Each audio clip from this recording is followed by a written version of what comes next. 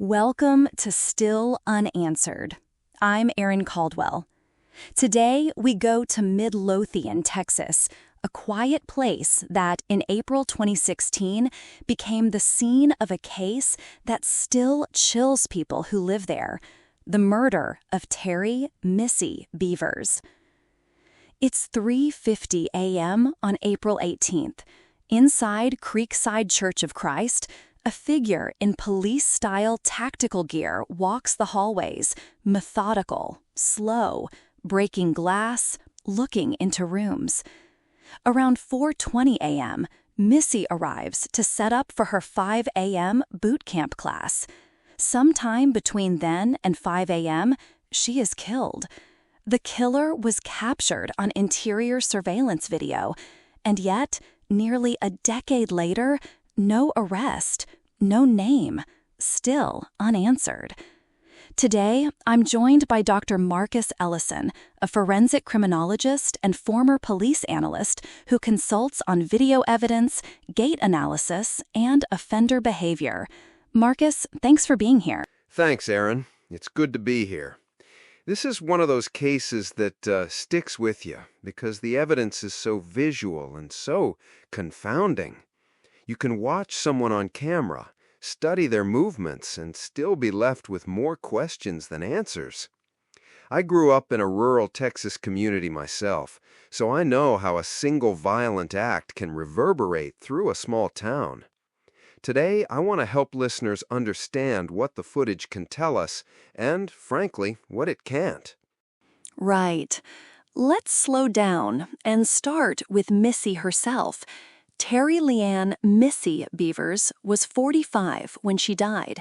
She lived in Red Oak with her husband Brandon and their 3 daughters. She was a Camp Gladiator fitness instructor. Those 5 a.m. boot camp classes she led had a small but dedicated following.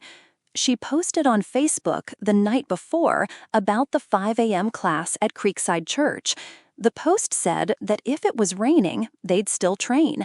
That little public post is important because it spelled out exactly where she would be and when. Marcus, from an investigative standpoint, how significant is a public schedule like that? It's significant in a couple of ways. One, it establishes a predictable routine. If someone wants to find you when you're in a quiet building, a public announcement that you will be there at a specific time and place is, well, it's advertising your presence. 2, it narrows the window investigators have to reconstruct events. We know Missy was likely setting up well before 5 a.m. The surveillance timeline bears that out. That public post doesn't prove motive, but it does explain how someone could plan an encounter if they intended one. It also raises the question, was Missy targeted because of that schedule, or did someone opportunistically exploit it? That exact tension-targeted attack versus burglary gone wrong will thread through everything we'll talk about. But before we dive into theories, let's put listeners in the place. Midlothian, Creekside Church. Midlothian is a quiet, growing community about 25 miles south of Dallas. In fact, the police chief at the time said Missy's homicide was the first in his 9 years with the department. So this was not just a crime in a vacuum. It shook a place that didn't expect to be on the national crime map. The church, Creekside Church of Christ, was a modest building off Highway 287. Missy used it as a rain location for her boot camps. Interior cameras were working that morning. Exterior cameras were not. Marcus, can you walk us through what the surveillance actually shows? Sure. The first motion trigger is at about 3:50 a.m. A person appears in a hallway camera wearing full tactical or SWAT-style gear. We're talking heavy black vest with the word police on the front and back, a helmet, gloves, shin guards, dark clothing. The person moves slowly, deliberately. They open doors, sometimes break internal glass with a hammer-like tool, sometimes kick at doors. They don't appear hurried. Their movements are careful, methodical. That's in the footage released publicly. The footage also gives some physical clues. Height estimated around 5'2" to 5'7", some reports say up to 5'8", and a gait characterized by an outwardly turned foot, especially on the right. That's the detail police publicly highlighted, hoping someone would say, "I know that walk." But crucially, no face, no hair, no clear skin is visible. The person is almost entirely covered. So even with hours of footage, the question remains, what can you actually identify from that? And that's the paradox. There is a visual record of the killer's movements, yet there's almost nothing that directly identifies them. The person isn't seen taking valuables in the footage released. We have a few other physical pieces of the puzzle. The body was found around 5 a.m. when participants arrived for the class. Missy had multiple puncture wounds to her head and chest, consistent with tools like a hammer. A hammer and other tools were recordedly found near her body, and police noted those wounds were consistent with the tools. Marcus, when an attacker carries a tool like that, what does it say about intent or planning? Carrying a tool consistent with the injuries suggests premeditation to some degree. A hammer isn't usually a weapon someone grabs impulsively during a simple break-in. It's something you bring deliberately, especially if your goal is to inflict concentrated blunt force. Now, there are complicating possibilities. Tools might have been taken from inside the church, for instance, but public reporting mentions a hammer found near Missy's body and a warrant saying the wounds were consistent with such a tool. Taken together with the tactical outfit, slow, methodical search, and lack of stolen items, it tends to push an analyst away from quick burglary and toward planned or targeted behavior. But, and I want to stress this, these are patterns and probabilities, not certainties. Investigators must still connect those patterns to people. Let's talk about the exterior cameras not working. That detail has been a major source of frustration and speculation. The interior, motion-activated cameras worked and captured the footage we just described, but the exterior cameras were not functioning that day. That means there's no footage of the suspect arriving or leaving. No clear link between that silver Nissan Altima seen at about 2 a.m. nearby and the church itself. Marcus, how do investigators weigh that kind of missing footage? Missing exterior footage is a huge practical limitation. If you think about a typical investigation, exterior video can show approach routes, vehicles, license plates, even the suspect's gait once outside. Without that, you're limited to interior movements and whatever traces the perpetrator left. Investigators then pivot to other sources: witnesses, nearby businesses' cameras, vehicle of interest sightings. In this case, a silver 2010-2012 Nissan Altima with an oval bumper sticker was caught on surveillance at about 2 a.m. in the parking lot of a nearby business, SWFA Outdoors. Police called it a vehicle of interest, not necessarily the suspect's vehicle, but someone who might have observed something. The lack of exterior footage invites public speculation. Was it coincidence, or were cameras deliberately off? Police haven't said the cameras were intentionally disabled. Sometimes equipment fails, but the absence leaves a hole that fuels rumor and frustration. That hole does fuel rumor, oh yes.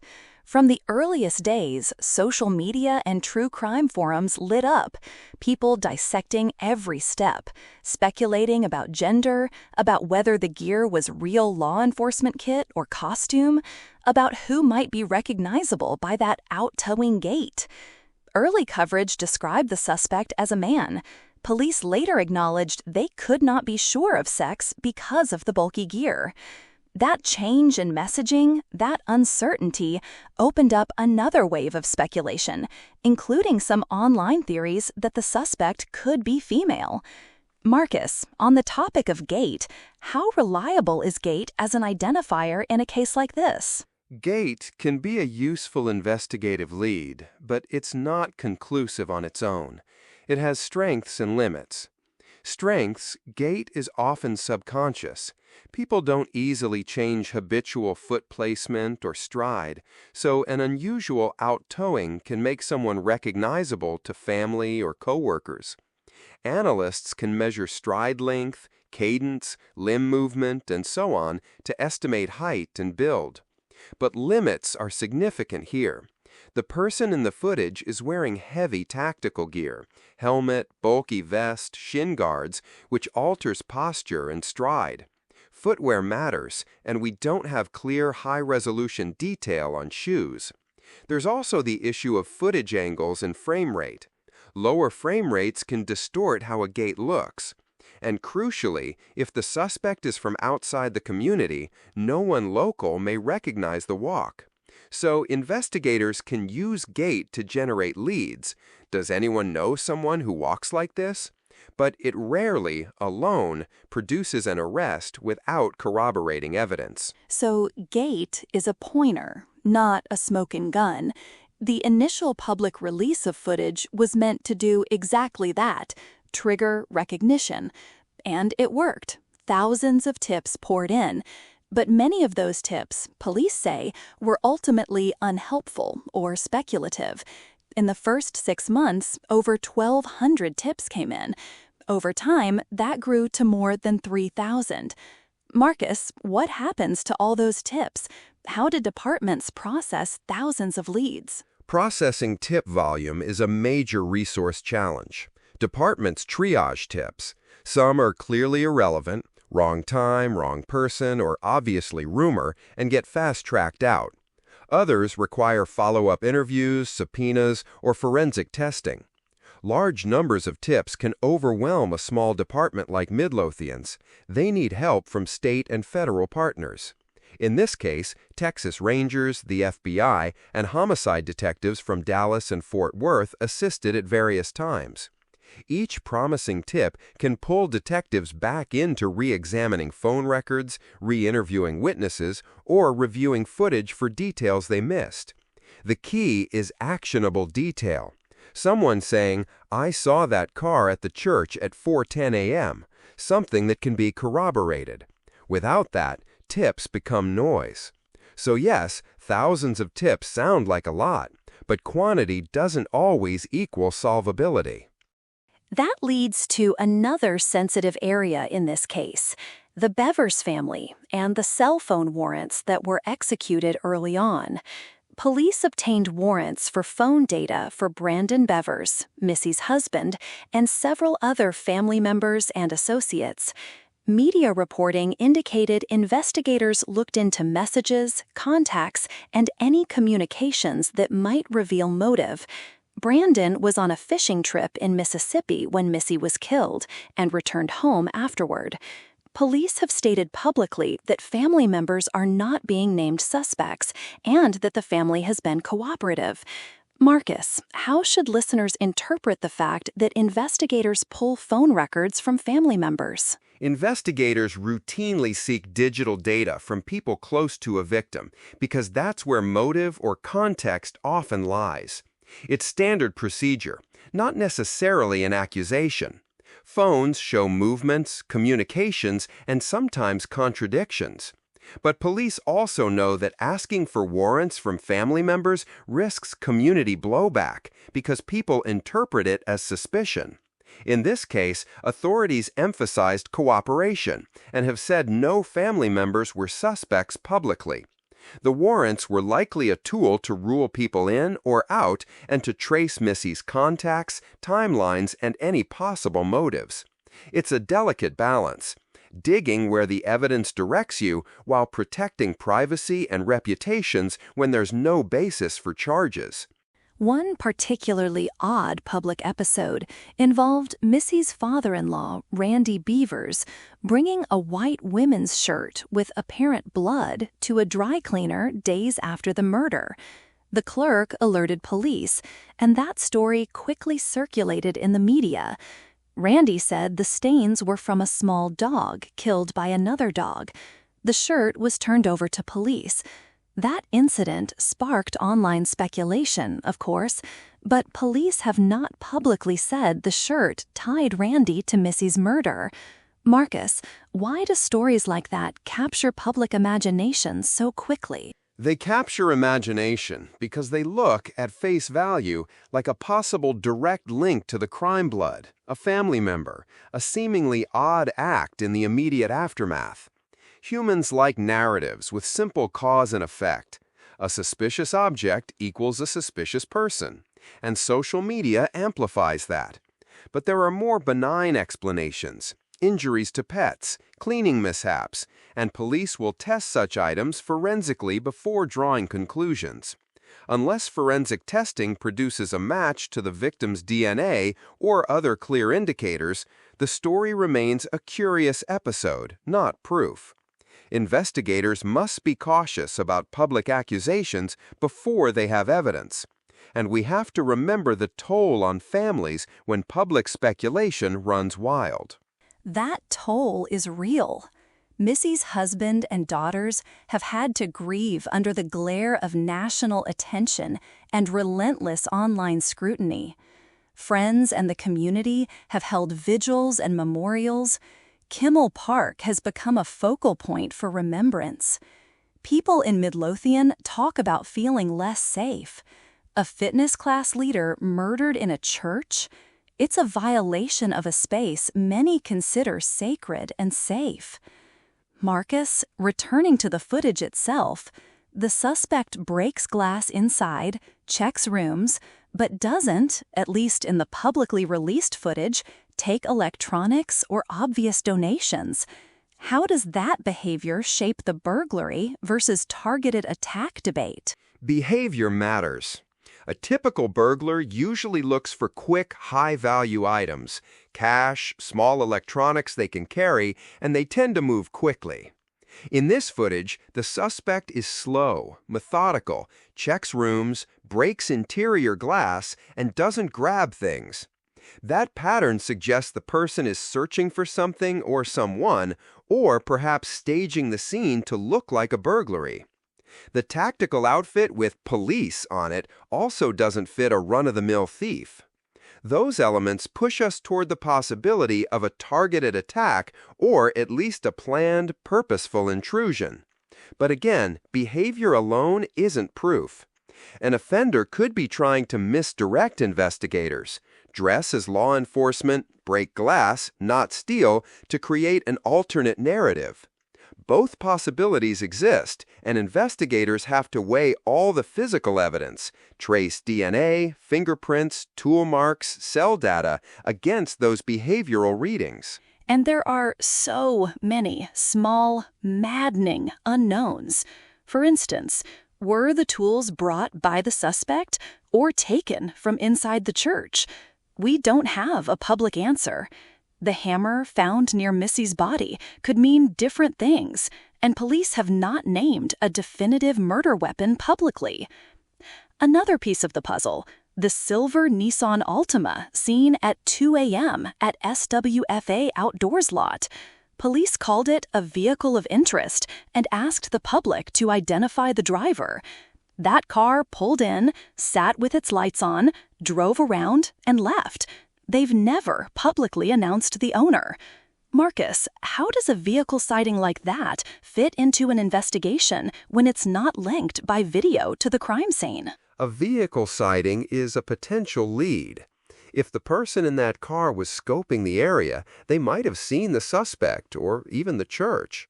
But without footage of the car at the church, you can't place it at the scene. Investigators will try to identify the car's owner, interview them, and corroborate their statements and movements through receipts, cell records, or other witnesses. If the owner says, "I was just there picking up late-night gear," that may be the end of that lead. If they recall unusual people, or if their account doesn't match phone location data, it becomes more interesting.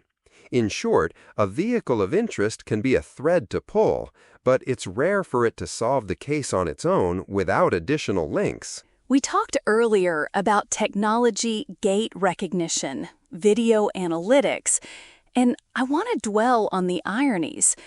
We have what looks like one of the clearest pieces of video evidence.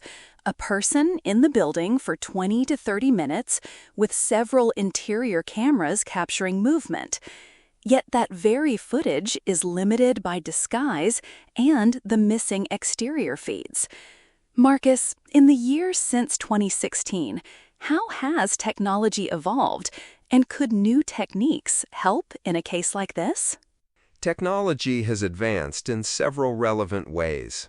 First, video enhancement and frame interpolation can sometimes clarify stride and posture, though they can't invent facial features where none exist.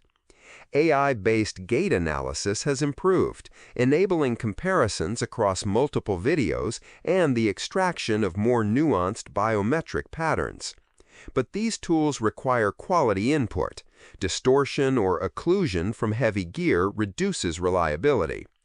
On the forensic side, touch DNA and advanced trace analysis have improved, allowing labs to get usable profiles from tiny amounts of biological material. Investigators can also revisit old evidence with newer tests. So yes, there's potential for new techniques to produce breakthroughs, but they depend on whether preserved evidence exists and whether investigators can apply modern methods to it. Midlothian police have said the case is not cold and that new leads continue to come in, so presumably they're reapplying resources and newer methods where possible. You mentioned touch DNA and trace evidence. Public reports do not disclose whether a DNA profile was obtained or what forensic results exist publicly. We have to be careful about what we say here. Police have not announced such details. What we do know is that investigators re-interviewed witnesses, received thousands of tips, and continued to work the case with outside agencies. Marcus, viewers online has engaged in intense sleuthing, subreddits and YouTube breakdowns, looking at camera angles, speculating about the build under the gear, about whether the suspect's hips look wider or shoulders broader. How should we think about amateur sleuthing in a case like this? Amateur sleuthing has both benefits and pitfalls. Benefits? More eyes on footage can notice small details investigators miss. Businesses with cameras in the area, a car plate in a frame that investigators didn't check, or patterns in behavior. That collective attention kept this case in the public eye and helped raise reward money later. Pitfalls: online communities sometimes latch on to partial data and build narratives that fit biases, confirmation bias, gender assumptions, or the urge to name a suspect. That can contaminate witnesses, pressure investigators, and harm innocent people's reputations. Responsible civilian assistance is to submit specific, corroborated tips to police, not to publish accusations without evidence. In this case, investigators acknowledged the public's help produced many tips, but they also had to sift through a lot of speculation. You touched on another theme we should explore: gender and bias. The public initially assumed the suspect was male, partly due to assumptions around violent crime and the SWAT gear. Once police publicly said the suspect could be male or female, speculation about a female suspect surged.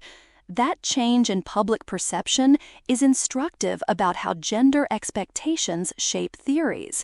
Marcus, does the possibility of a female suspect change how investigators evaluate the behavior on camera? Behavior interpretation should be gender neutral.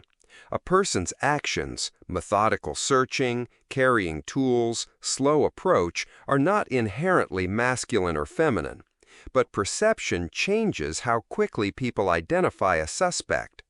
If the community expects a male, they may overlook or discard a female who walks unusually.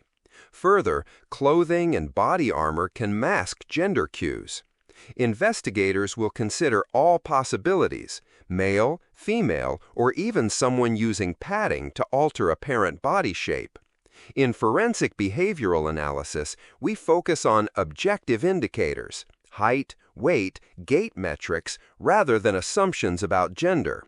The public, however, tends to snap to narratives that fit cultural assumptions, and that can distract from methodical work. We're about halfway through our episode, so let's pause and recap what we've established. Missy Bevers, a 45-year-old fitness instructor, posted about a 5 a.m. class the night before she was killed. Interior cameras at Creekside Church caught a person in police-style gear from about 3:50 a.m., moving slowly, breaking glass, carrying a hammer-like tool. Missy arrives around 4:20 a.m. Between then and 5 a.m., she is killed. Exterior cameras were not working, which left a gap in knowing who approached or left the scene. A silver Nissan Altima was seen near a neighboring business at 2 a.m. It is called a vehicle of interest, but not tied to the scene. Thousands of tips poured in, but no arrest. Marcus, before we move into community impact and the question of whether this can still be solved, do you want to add anything about the forensic timeline or investigative posture that's important for listeners to keep in mind? 2 short things. 1. Investigators often maintain an open investigative posture, meaning they don't declare a case cold and they periodically re-examine evidence as technology improves. Midlothian police have said they still actively work the case and that recent leads have come in. 2. Public patience is hard in high-profile cases, but investigators are bound by procedure, warrants, chain of custody, and the need for corroboration. That can make the pace feel slow, but these constraints protect both the innocent and the integrity of a future prosecution if one comes. Okay, back to you, Erin. Thanks, Marcus. Let's talk about community impact and the human costs. Missy's daughters lost their mother. Her husband, Brandon, has repeatedly asked the public to watch the footage and report recognition of the walk. The community has held vigils and planted a tree in Kimmel Park. People who attended Missy's classes or knew her feel unsafe in places where they once felt secure, like a church. That sorrow and unsettledness hang over Midlothian. Marcus, from your experience working with law enforcement and communities, how long does this kind of psychological ripple effect last? It varies, but in small communities, the ripple can last generations.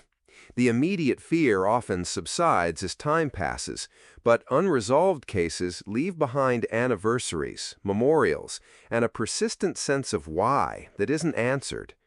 Families carry the daily weight of loss. Neighbors carry the memory of vulnerability.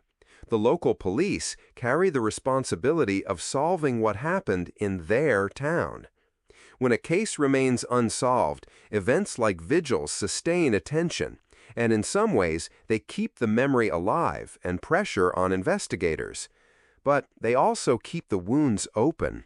It's a complex, long-term social process. And then there's the reward. The money originally was around $40,000, and through assistance from true crime podcasters and supporters, it rose to $150,000. The hope is that a monetary incentive might persuade someone to come forward with information they otherwise would withhold.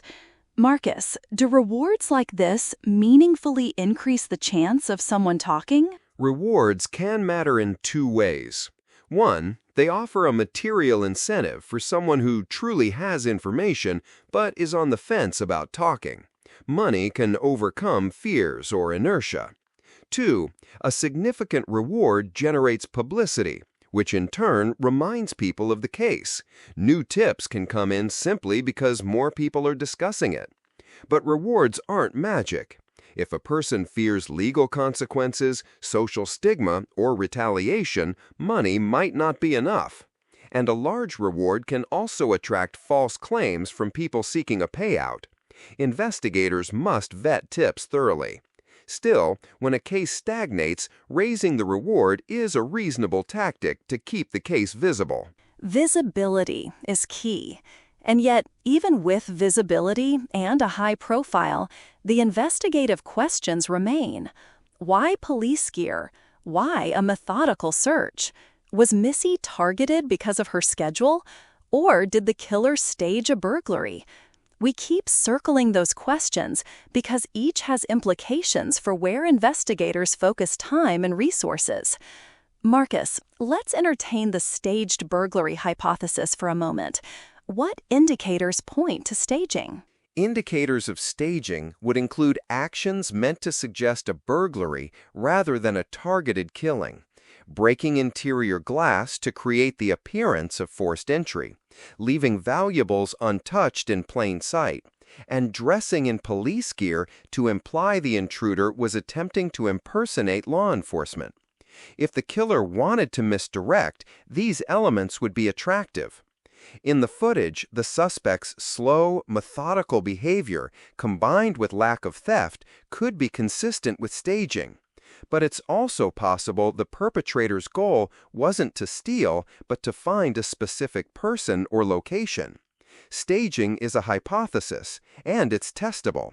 Investigators look for signs like ransacking that doesn't match theft patterns, or evidence that the killer moved items to appear as if a search occurred. Without public forensic disclosures, we don't know what investigators concluded on that front. That caution about what investigators have or haven't concluded is important. We can't and won't name suspects or assign blame. Our job is to trace the documented facts, explore plausible interpretations, and keep attention on unresolved questions. Marcus, earlier you mentioned the possibility that the killer was from outside the community, which could explain why no one recognized the gait or body shape. How often do we see intruders come from outside a tight community versus someone local in cases like this? Both occur with some frequency. Local offenders are easier to catch in small communities because patterns, relationships, and social links provide investigative leads. Offenders from outside can be harder to link because they leave fewer local connections. In this case, the tactical gear and deliberate planning could point to someone who traveled in for the attack, but it could also be someone local who prepared. Investigators typically look at cell tower data, credit card records, and vehicle registrations to see if anyone with no local ties was in the area. Again, those investigative tools are precise, but unless police publicly share results, we can only say that both scenarios are plausible. I'd like to bring listeners back to the emotional core for a moment. Missy was a mother, a fitness instructor, someone who motivated early morning neighbors to meet in a church basement during bad weather. She had 3 daughters. That personal detail matters. This isn't just a file or footage. It's a life cut short. Next, we'll go through a chronological recap to make sure the timeline is clear in listeners' minds. And then we'll close with current status and how people can responsibly provide tips. Marcus, if that works for you? Works for me. Chronological recap. 1. The night of April 17, 2016, Missy's Facebook post about the 5 a.m. Camp Gladiator class. 2. Around 2 a.m., a silver Nissan Altima is seen at a nearby business. 3. Sometime between 3:30 and 3:50 a.m., investigators believe forced entry happened via the kitchen area, though that specific door wasn't captured. 4. 3:50 a.m., the suspect appears on interior camera, tactical gear, slow movement, breaking internal glass. 5. About 4:18, 4:20 a.m., Missy arrives. She sets up for class. 6. Between then and 5 a.m., Missy is attacked and killed. 7. Around 5 a.m., class participants discover her and call 911. 8.